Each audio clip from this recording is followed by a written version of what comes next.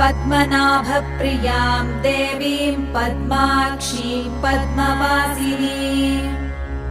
पद्मवक्त्रां पद्महस्तां वन्दे पद्मामहर्निशम् पूर्णेन्दुवदनां दिव्यरत्नाभरणभूषितां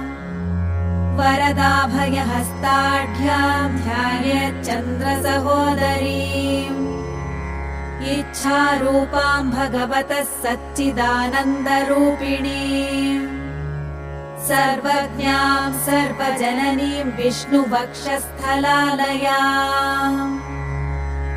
दयालुमनिशं ध्यायेत् सुखसिद्धिस्वरूपिणीम्